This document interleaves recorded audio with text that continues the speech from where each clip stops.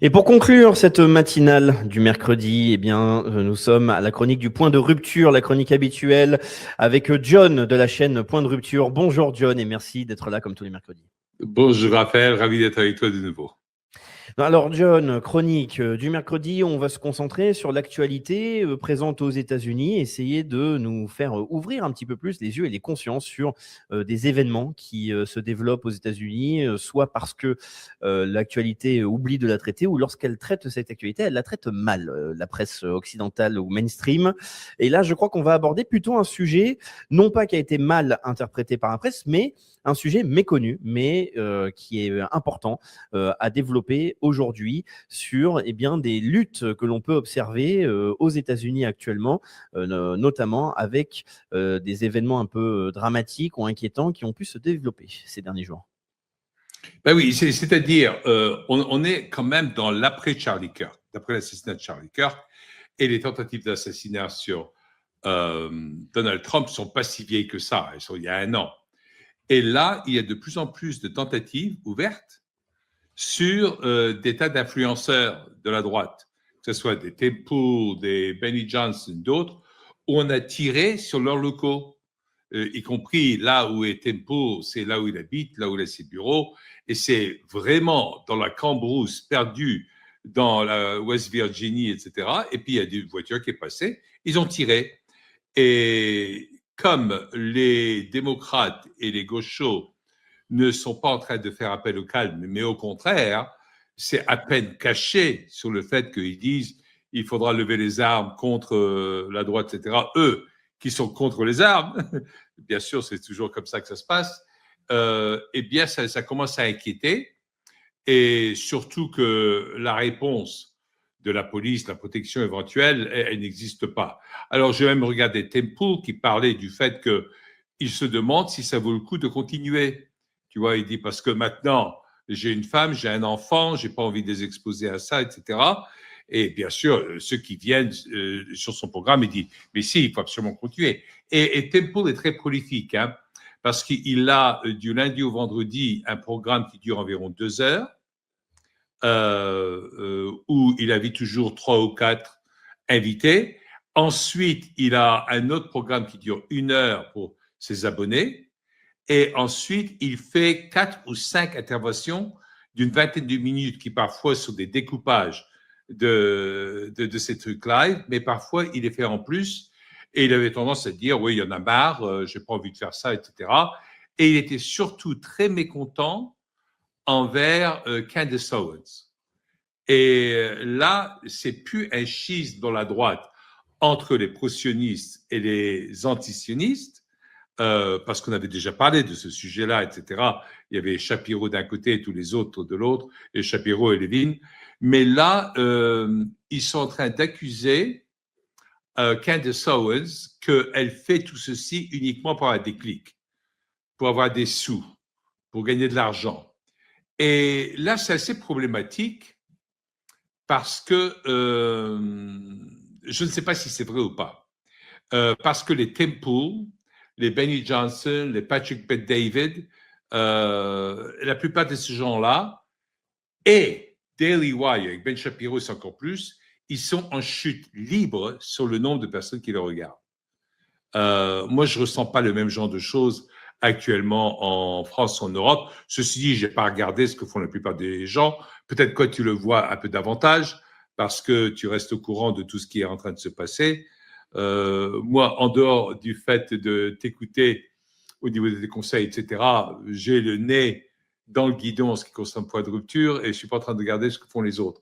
Mais donc, aux États-Unis, il y a quelque chose qui est en train de se passer de ce côté-là. Et est-ce qu'il n'y a pas une irritation parce que d'un coup, il y a une perte de vitesse et même si c'est des gens qui vivent très bien, chacun s'habitue à vivre à un certain rythme. Et donc, aux États-Unis, on peut gagner énormément d'argent en étant influenceur. Ça n'a rien à voir avec la France. Quand je dis énormément d'argent, il y a pas mal de gens qui gagnent, allez, entre 500 000 et 2-3 millions par mois. Tu vois, ce qui est quand même considérable. En France, je ne pense pas que ce soit ce genre de revenu qui se font en ligne. Hein. Non, de toute façon, il y aurait l'URSSAF derrière pour venir récupérer. Ouais, ça c'est vrai, qui prendrait la moitié, tout ça, etc., très, très rapidement. Donc, quelque part, le gouvernement sait rendre l'humilité à tout le monde sur ce plan-là. C'est vrai. Mais aux États-Unis, non, parce qu'aux États-Unis, tu peux tout de suite prendre ce que tu gagnes et les mettre dans des structures où tu ne vas pas payer d'impôts, etc. C'est bien plus facile à faire. Mais ce qui est en train de se passer, c'est que il y a, comme toujours dans tous les phénomènes, il y a des champs qui sont en baisse, mais il y en a un qui est en hausse extrême, c'est Nick Fuentes, qui d'un seul coup, plein de choses ont été ouvertes. Et ce qui est intéressant, c'est que même Nick Fuentes, qui d'habitude se retrouve toujours aux avant-postes du complotisme, de pas mal de choses, et de l'extrême droite, si on veut dire, là, il est en train d'accuser Candace Owens de dérailler quelque part. Parce qu'elle dit, elle est en train d'accuser TPUSA d'être contre TPUSA. Et donc ça devient assez compliqué. Donc il y a une guéguerre qui s'installe là. Et j'aurais aimé avoir tort dans ce cas-là, parce que moi, elle ne me plaît pas cette guéguerre.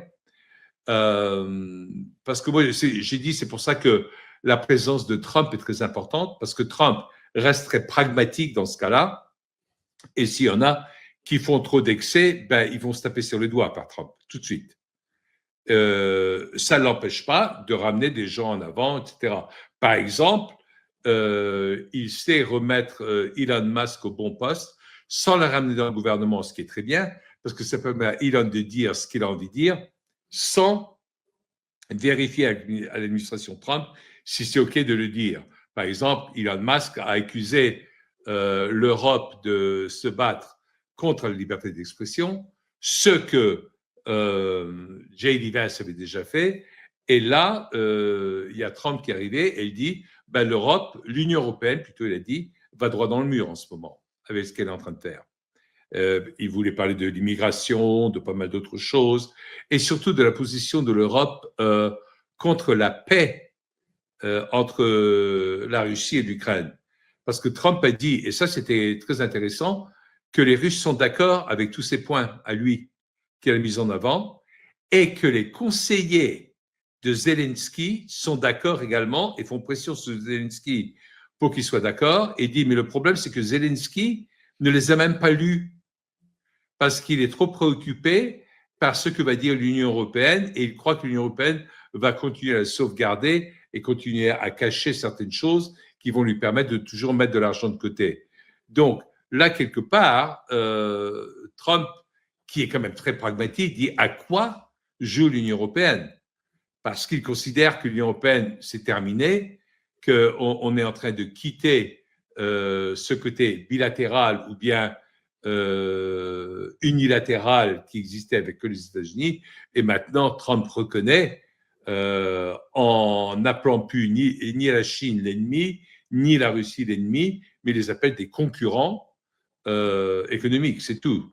Donc, il est en train d'arriver à une raisonnabilité qui n'existait pas du tout auparavant en Amérique. Et c'est un virage dur à prendre, hein, parce que ça fait quand même 35 ans que l'Amérique se retrouvait en tant que policier du monde, puissance unilatérale, etc. Et avant, c'était bipolaire, hein, c'était l'Union soviétique et l'Amérique pendant 45 ans. L'Europe, avec l'OTAN, n'était qu'un vassal par rapport à ça.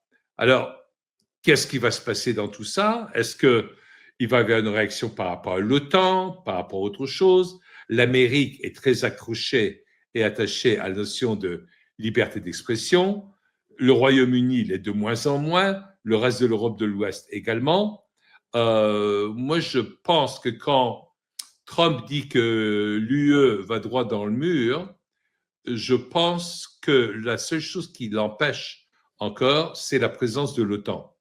Mais si l'Amérique enlève son soutien à l'OTAN ou son rôle dans l'OTAN, l'Union européenne s'écroule. Ça, c'est sûr. Je ne sais pas ce que tu en penses, mais bon, Voilà comme je vois un peu les choses là. C'est un point très intéressant et j'aimerais que l'on puisse revenir un peu sur, non pas un état des lieux, mais une observation, on va dire, des tensions que l'on observe aux États-Unis, sujet quand même important parce qu'on peut voir donc des tendances culturelles et même politiques, certaines qui essayent de pousser, qui ont le vent en poupe d'ailleurs, d'autres qui se retrouvent frontalement attaquées et on voit un camp qui a réussi à se solidifier. Il faut rappeler quand même que l'élection de Donald Trump a créé une grande union, aussi temporaire a-t-il pu être.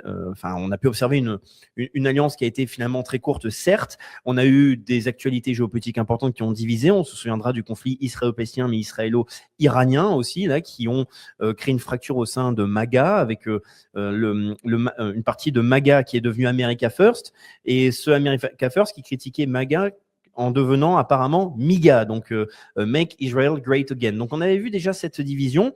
On a eu une nouvelle union contre la gauche de manière générale, selon les termes des Américains, suite à l'assassinat de Charlie Kirk le 10 septembre. Là, on a vu aussi, d'ailleurs, il faut se souvenir de la grande cérémonie qui a eu lieu, qui était impressionnante, où on a vu l'officialisation de la réconciliation entre Elon Musk et Donald Trump. Et là, on a cité encore une fois une personnalité que l'on aime bien présenter sur nos chroniques, John, parce qu'il est extrêmement important, il est jeune, il est talentueux, mais surtout, il a une influence de plus en plus colossale. C'est le personnage de Nick Fuentes, qui d'ailleurs est passé récemment chez Piers Morgan dans son émission Piers Morgan Uncensored, donc une émission qui a voulu piéger Nick Fuentes en prenant des extraits, et on a eu quelque chose d'assez intéressant. Nous parlions là de la liberté d'expression qui n'est pas du tout la même entre les États-Unis et l'Europe. Un Nick Fuentes qui a répondu oui à toutes les accusations sur le racisme, la misogynie, etc. Même sur l'Holocauste. Il a même fait preuve d'humour dessus pour déstabiliser Piers Morgan qui pensait le piéger. Et pourquoi on en parle? C'est parce que notre public, je pense, connaît Candace Owen, connaît Elon Musk, connaît Nick Fuentes maintenant, vu qu'on en parle, et on a vu là aussi des attaques qui sont apparues, avec des soutiens un peu surprises. Donc on a Elon Musk encore récemment qui a accusé Nick Fuentes d'être un Fed, donc un contact, un agent fédéral, ou en tout cas quelqu'un de compromis, donc ce qui est assez cocasse de la part d'Elon Musk de pouvoir dire ça. La guerre avec Candace Owens, on a vu un soutien un peu soudain de Steven Crowder, qui sait bien soutenir Nick Fuentes aussi, qui normalement prenait un peu plus de distance. On a toute la galaxie Daily Wire qui, elle aussi, se consolide depuis le conflit israélo-palestinien. Bref, question simple, John, comment est-ce que l'on pourrait définir les différentes catégories qui sont en train de se dessiner aujourd'hui aux États-Unis, étant donné l'évolution des tensions? Je le rappelle, on a eu des tensions géopolitiques, une grande tension sociétale suite à l'assassinat de Charlie Kirk, et pourtant, les divisions continuent. Très difficile d'expliquer ça en termes européens, parce qu'on ne peut pas faire l'analogie d'un jeu d'échecs. On ne peut même pas le faire à l'analogie à un jeu de dames, ni un jeu d'échecs à 3 dimensions. Il faudrait passer à des jeux asiatiques comme le jeu de Go pour commencer à chercher à expliquer tout ceci. Pourquoi? Parce que tout le monde s'accuse de tout. Aujourd'hui, ça fait un bout de temps que, et ils l'ont dit l'un à l'autre, Tucker Carlson disait qu'il pensait que Nick Fuentes était un agent de la Fed. Quand on dit un agent de la Fed pour les États-Unis, ça veut dire que tu travailles soit pour le FBI, la CIA ou la NSA. Hein? C'est ces trois-là. Donc, tu es un agent de la Fed. Et Tucker Carlson disait, mais c'est toi qui es un agent de la Fed. Moi, j'ai toujours cru que Nick Fuentes c'était un agent de la Fed. Nick Fuentes dit, non, c'est toi, Tucker Carlson. Et il dit, mais Tucker, ton père ne travaillait-il pas pour la CIA? Et Tucker était obligé de dire oui. Et après, Nick dit maintenant que c'est Candace Owens qui est l'agent de la Fed. Et donc, ils sont en train de s'accuser les uns les autres des agents de la Fed en permanence, sauf que maintenant, ils disent plus que Ben Shapiro est un agent de la Fed, mais lui, il est clairement un agent du Mossad. Donc ça, c'est encore autre chose. Mais ils sont en train de s'attaquer les uns les autres, et ça, c'est pas ça. Parce que, pourquoi est-ce que c'est pas ça? Parce qu'il y a beaucoup de choses qui vont nettement mieux aux États-Unis. Le coût de la vie est en baisse, le coût de l'essence à la pompe est en baisse, il y a plein de choses qui sont en train d'aller dans le bon sens. Là, l'administration Trump est en train de préparer des tas de choses pour la baisse des médicaments, pour qu'il y ait des remboursements qui ne passent pas par les compagnies d'assurance, mais qui aillent directement aux individus, etc.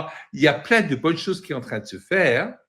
Et le problème, c'est que tous les gens qui sont les influenceurs qui n'ont pas arrêté de parler contre l'État profond, ils ont fonctionné d'une façon réactionnaire par rapport à ce qui se passait dans le gouvernement. Donc, leur instinct, c'était toujours d'accuser des choses qui se passaient dans l'État profond. Et d'un seul coup, il y a des choses qui se passent bien au gouvernement. Donc, ils se retrouvent inévitablement, parce que c'est les seules armes qu'ils ont, de s'attaquer les uns les autres. Tu vois, il y a un fameux dicton qui dit quand le seul outil que tu as, c'est un marteau, tout ce que tu vois, c'est un clou. Tu vois? Et tu vas l'utiliser de cette façon-là. Et donc là, je crois que les influenceurs ont perdu de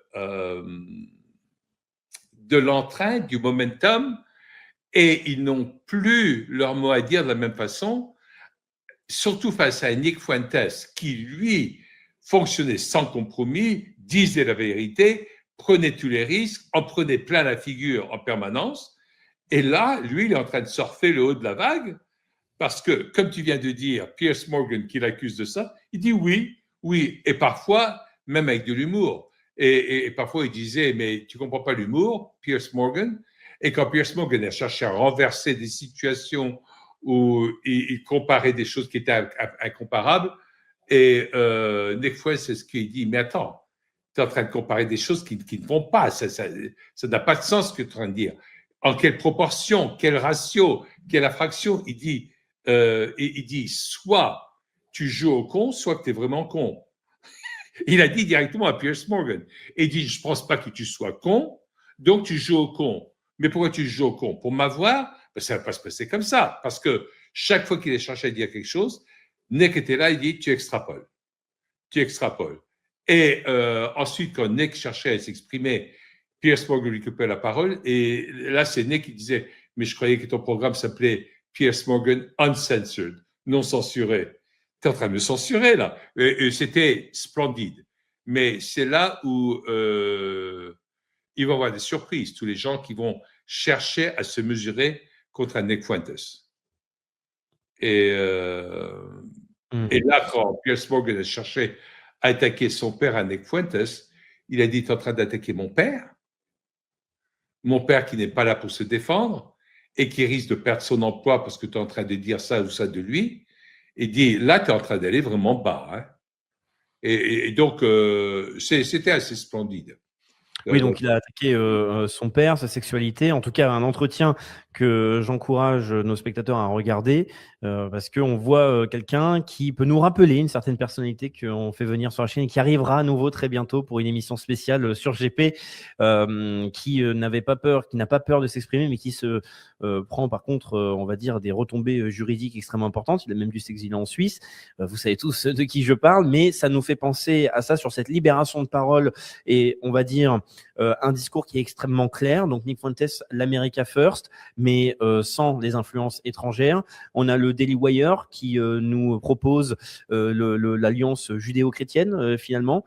Donc ces groupes-là qui évoluent. On a Candace Owens qui sombre de plus en plus dans une forme de complotisme qui porte bien son nom, de complotisme, où elle peut parler de l'affaire Charlie Kirk en terminant avec des conclusions formulées de manière toujours très spécifique pour ne pas avoir de problème judiciaire autant que faire se peut, où elle attaque après la Légion étrangère, les services secrets égyptiens, etc. Donc ça part assez loin.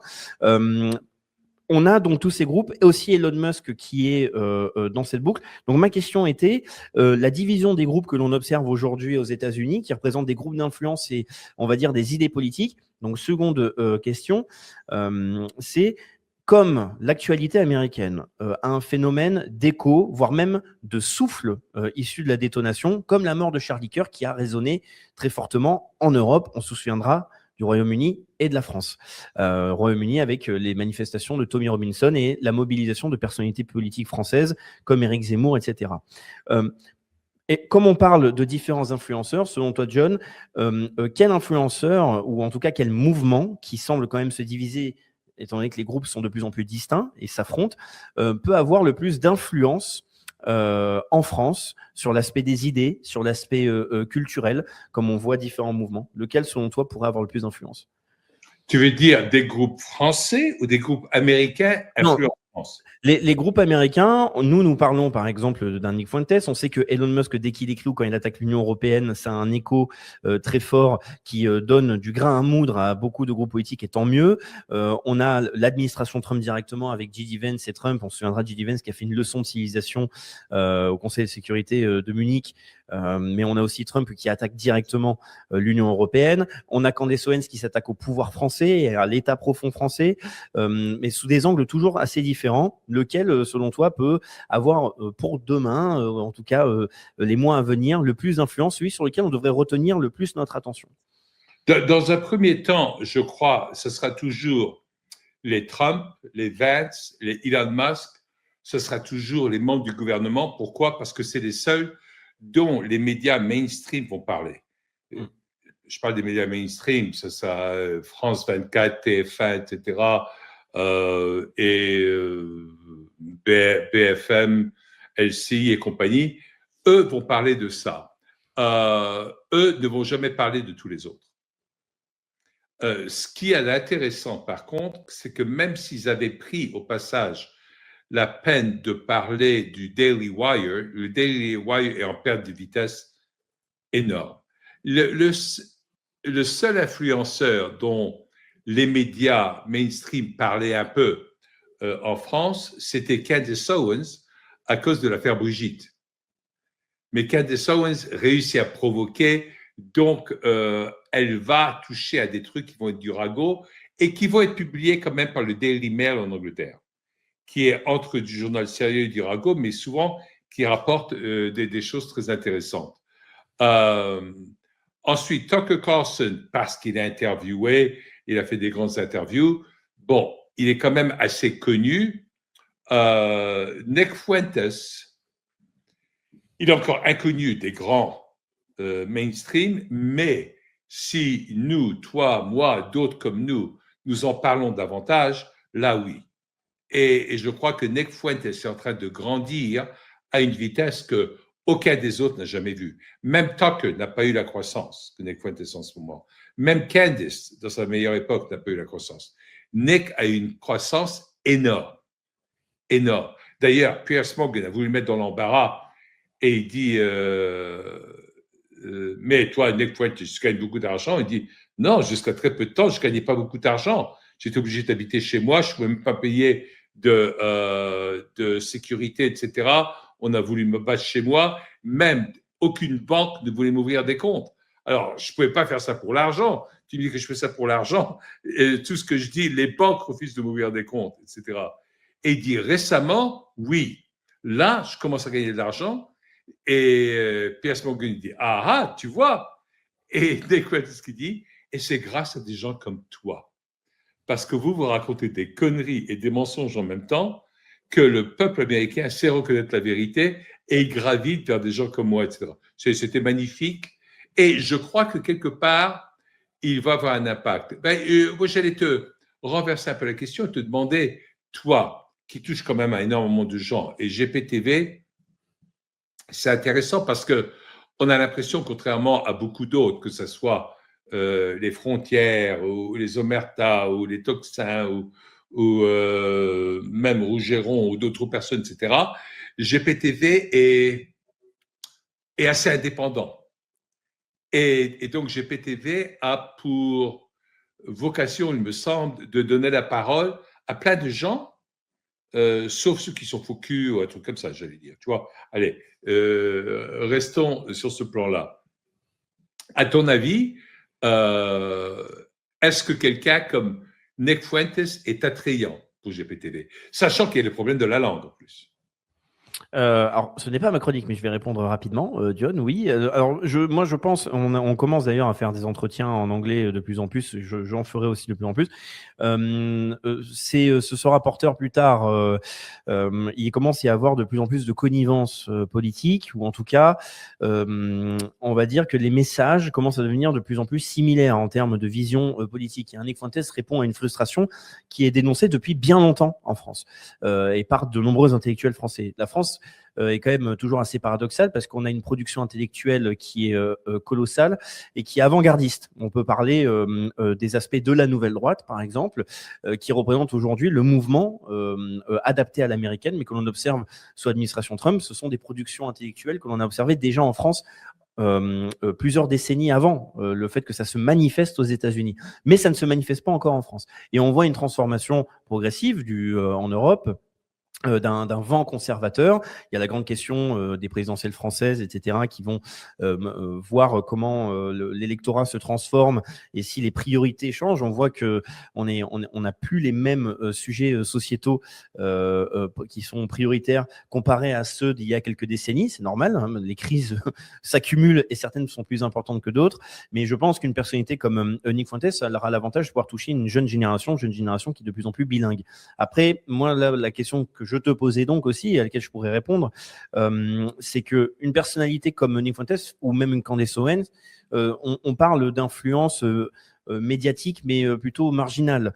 Ce qui est certain, c'est que quand on voit quand un Elon Musk écrit, c'est l'homme le plus riche du monde, ou en tout cas, il gravite sur le podium régulièrement, cette personne-là a une influence considérable et peut bouleverser la politique européenne et donc aussi française, ce qui n'est pas le cas d'un Nick Fuentes. Il peut préparer des idées, créer des liens, inspirer aussi de nouvelles générations, en tout cas inciter des Français à faire pareil. On a vu la mort de Charlie Kirk qui finalement a lancé des formats qui sont réalisés notamment par Frontier, qui copient le côté Change My Mind de Steven Crowder ou ce que faisait même Charlie Kirk, c'est-à-dire aller à la rencontre des gauchistes en étant assis et vouloir débattre avec eux. On a cette influence qui apparaît, mais c'est pour le moment résiduel et vraiment culturel. Ce qui va être le plus influent, à mon avis, ça va être les décisions, les prises de position, les déclarations de ceux qui sont à la tête du pouvoir, soit un pouvoir économique et entrepreneurial comme Elon Musk, qui n'est plus en politique vraiment, ou directement l'administration Trump. Absolument. Mais je pense que il y a beaucoup à apprendre de ce qui est en train de se passer aux États-Unis en ce moment. Il ne faut pas aller dans une division complète, même si on n'est pas d'accord sur beaucoup de points. Mais il y a trop de divisions entre les différentes chapelles à droite en France, et ça risque de coûter cher. Il faut comprendre que tout ce qui est influenceur, tout ce qui va se dire chez les journalistes citoyens, ça va être idéologique d'abord. Ça ne va pas être pragmatique, ça ne va pas être managérial, parce qu'il n'y a pas encore de management de droite en France. Peut-être que ça va venir. Et encore, si on peut appeler le Rassemblement national, le RN, un mouvement de droite, mais à défaut d'autre chose, il va s'appeler comme ça. Et là, l'idéologie deviendra plus importante.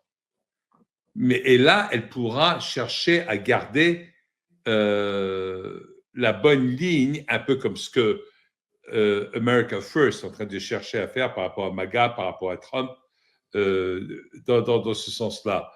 Mais tu dis bien que la France était aux avant-postes et précurseur de tas d'idées, hein, parce que c'est un pays d'intellectuels, parce qu'on réfléchit de cette façon-là, et qu'on peut réfléchir abstraitement, intellectuellement, sans conséquences pragmatiques. On peut dire des choses très intéressantes. On est libre de le faire. Et la France a toujours été très forte là-dedans. Toute la littérature française en épreuve, etc., etc. Même le cinéma français. Les Américains, ça les fait toujours rire quand ils parlent du cinéma de la nouvelle vague française, où il y en a deux qui s'aiment pendant tout le film. Et à la fin du film, il y a l'autre qui voulait jamais dire qu'il aimait elle. Et puis d'un seul coup, il lui dit « je t'aime ». Et elle lui fout une gifle. Et c'est marqué fin. Ça n'a pas de sens, quoi. C'était le genre de choses. Et donc, les intellectuels américains s'asseyait et disait, mais qu'est-ce qu'ils voulaient dire par ça, les Français, tu vois, c'était… parce qu'ils prenaient l'absurde au sérieux, en plus. Et ça me rappelle la fin du film, je crois que c'était Le Métro ou quelque chose comme ça, c'est complètement absurde. Mais ça, la France est capable de ça. Alors, ça, c'est très bon, mais quand on va arriver à un moment où il va falloir être pragmatique, est-ce qu'on peut se permettre de continuer à fonctionner de cette façon-là ou pas? Et ça, le rôle de, je crois, le rôle de GPTV est intéressant parce qu'il semblerait que chez GPTV, il n'y a pas une obéissance à une influence, en dehors d'une influence idéologique, mais qui n'est pas une influence décrétée où il y a un pouvoir caché derrière. Voilà. Oui, Je l'ignore. Mais… c'est ce que l'on revendique pour l'indépendance et le fait de vouloir donner la parole à absolument tout le monde. Avant de te laisser le mot de la fin pour conclure cette chronique, John, voilà, je vais poser une question aux spectateurs. Ça leur donnera le temps de répondre avant qu'on arrive à la fin de cette chronique. On vient de citer différentes personnes, mais par rapport à celles que vous connaissez, étant donné qu'on parle de division, y compris au sein de la société américaine actuellement, et pour certaines qui s'engagent dans des combats qui peuvent paraître similaires à ceux et ben en fait du paysage politique français. Si l'on choisit entre Tucker Carlson, Elon Musk, Candace Owens, bon, Nick Fuentes pour les intimes, quelle est la personnalité qui pour vous représente la personne qui pourrait le plus faire avancer notre combat? Voilà, ça me paraît être une bonne question. On a quand même un Tucker Carlson qui a réussi à interviewer un Vladimir Poutine, certes, mais est-ce que ces autres entretiens aident à faire avancer la cause française, selon vous, ou en tout cas vous aident? Est-ce que ce serait plus un Elon Musk qui a énormément d'influence et qui a permis de s'exprimer sur la liberté d'expression, a repris X, etc. Est-ce qu'il y aurait le côté radical d'un Nick Fuentes? Alors peut-être qu'il peut y avoir des fans de Ben Shapiro. Est-ce que pour vous, Ben Shapiro représenterait l'avenir de la France, pour un Eric Zemmour très certainement, ou même Candace? Voilà. Est-ce que vous êtes équipe Candace, équipe Carlson, équipe Musk? N'hésitez pas à le dire, ça permettra de faire un sondage pour voir où est la sensibilité des Français actuellement qui portent leur regard dans le milieu anglo-saxon, savoir les personnes qu'ils considèrent comme étant les plus qualitatives, ou en tout cas qui attirent le plus leur intérêt. Voilà. Mais en tout cas, John, si il y a d'autres éléments, eh bien, je te laisse les dérouler et même de pouvoir conclure cette petite chronique qui permettait de mettre à jour les petites tensions que l'on observe aux États-Unis et qui doivent être observées de notre part parce que des choses similaires arrivent en France et surtout les luttes qui sont portées par ces différents groupes nous concernent directement dans certains cas. Eh bien, tu sais, en tant que mot de la fin, je voudrais seulement stipuler peut-être une note explicative à la question que tu as posée à tout le monde. Parce que c'est très intéressant la question que tu as posée. Dans le sens où tu dis qu'est-ce qui peut faire avancer notre combat.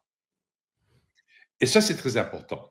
Et j'aimerais bien ajouter à ça que ça fasse avancer notre combat et pas seulement nous faire avancer dans nos convictions complotistes. Il y a une énorme nuance.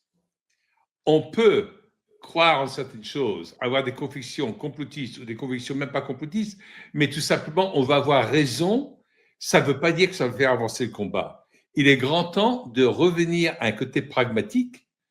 Et l'exemple américain est très intéressant parce que si on regarde Nick Fuentes, il y a quelques temps, il y a encore quelques mois, on pourrait dire que jamais il n'aurait fait avancer le combat, alors qu'aujourd'hui, entre ce que dit Trump, Vance, Musk sur la liberté d'expression, accompagné par ce que dit Nick Fuentes, eh bien là, on est en train de vraiment avancer. Tucker Carlson également, etc., quelques autres.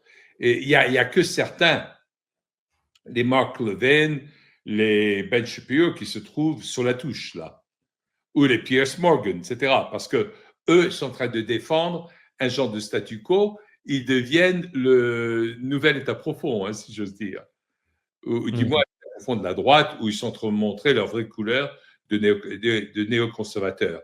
Donc, je dirais tout simplement, concentrez-vous sur si ça fait avancer le combat et pas seulement renforcer nos propres convictions. Voilà.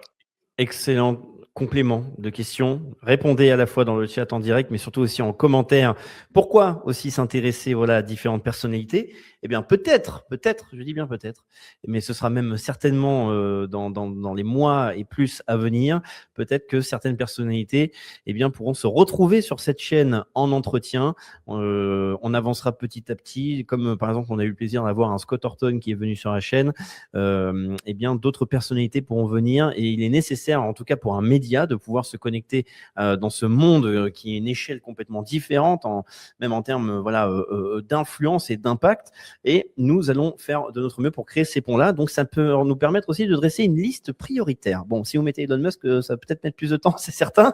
Mais déjà, répondez à cette question. Quelle est la personnalité actuelle, étant donné que ça se définit de plus en plus clairement avec les priorités politiques, lequel fait le mieux avancer notre combat global pour la France? Ça, c'est une question complexe, mais qui est nécessaire. Voilà. Merci beaucoup, John, pour cette chronique et surtout cette réflexion finale en fin de matinale et en fin de matinée. Ça permettra de terminer sur une note de réflexion après avoir eu toutes les analyses des invités précédents pour se tenir au courant de l'actualité. On peut faire un petit atelier de réflexion, ce qui est plutôt appréciable étant donné qu'Étienne Chouard était un des invités de cette matinale et on sait qu'Étienne Chouard, pour lui, c'est extrêmement important de faire ces ateliers constituants, en tout cas, de faire en sorte que les citoyens réfléchissent et agissent de concert. Voilà, donc faisons pareil et vous pouvez le faire en description. Merci beaucoup, John. À mercredi prochain. Et comme c'est la conclusion de cette matinale, chers amis, n'oubliez pas le pouce, partagez la vidéo et vous avez tous les liens en description. Les fêtes de Noël approchent. Vous pouvez vous offrir ou offrir à vos proches le livre de Laurent Ozon qui vous permet de tout savoir sur les néoconservateurs du début à la fin et de savoir comment ils se transforment aujourd'hui, l'impact qu'il y a en Europe au regard du conflit russo-ukrainien et du narratif de guerre qui s'est mis en place et qui est engagé. Eh bien, vous avez tous les liens en description pour soutenir la maison d'édition et aussi la revue mensuelle tous les mois, le papier directement chez vous pour avoir des analyses sous de multiples sujets de géostratégie, technosciences, économie, etc. et des stratégies à mettre en place pour se préparer de mieux en mieux à la crise qui va ne faire qu'évoluer malheureusement. Merci à tous, bonne fin de matinée surtout. Merci John, à la semaine prochaine. Merci. Et si vous pouviez faire fructifier votre épargne sans y passer des heures? Entre les taux qui baissent, les frais qui grimpent et le temps qui manque, épargner intelligemment semble compliqué. Mais grâce à la lettre confidentielle de Géopolitique Profonde, c'est simple. Chaque mois, nos experts décryptent pour vous les meilleures stratégies financières, les placements malins et les solutions pour faire grandir votre épargne sans prise de tête. Vous aurez accès à des conseils concrets, des analyses pointues et des solutions adaptées à votre profil. Parce que votre argent mérite d'être bien placé. Abonnez-vous à la revue mensuelle de Géopolitique Profonde et reprenez le contrôle de votre épargne.